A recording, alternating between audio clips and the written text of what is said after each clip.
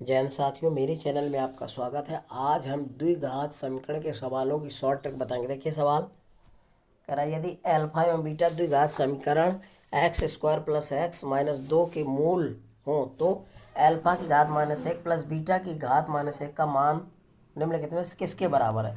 तो जब भी ध्यान रखना, कोई समीकरण दे दे द्विघात का और उनके व्युत्क्रमों का योगफल पूछिए। ये व्युत्क्रम का योगफल है, यानी कि 1/अल्फा प्लस 1/बीटा का मान पूछ रहा है। क्योंकि अल्फा ऊपर जाएगा तो माइनस का हो जाएगा, बीटा ऊपर जाएगा तो ये इसको लिखा जा सकता है alpha inverse plus beta inverse. तो इसके व्युत्क्रमों का योगफल पूछ रहा है। तो जब भी इस तरह का सवाल हो तो पीछे से दो पद लेना है, ठीक है।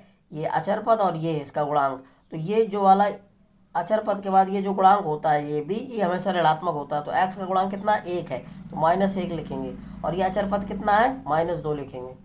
ऋण ऋण काट दो, कितना आ जाएगा, 1/2 आ जाएगा। ठीक है, इसका राइट आंसर डी विकल्प हो जाएगा। अब देखिए, अगर विस्तार से लगाना है तो हमें क्या करना है, पहले मूलों का योगफल निकालेंगे। तो मूलों का योगफल क्या होता है, अल्फा प्लस बीटा बराबर -b/a, -b/a।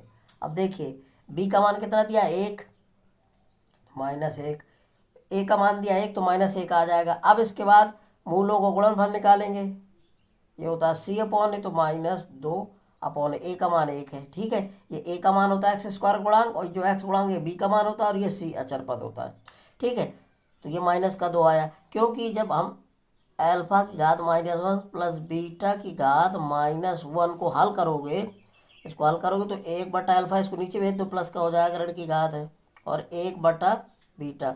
तो अब इसको कैसे गुणा करके हल करोगे तो क्या आ जाएगा, अल्फा प्लस बीटा बटा अल्फा इंटू बीटा।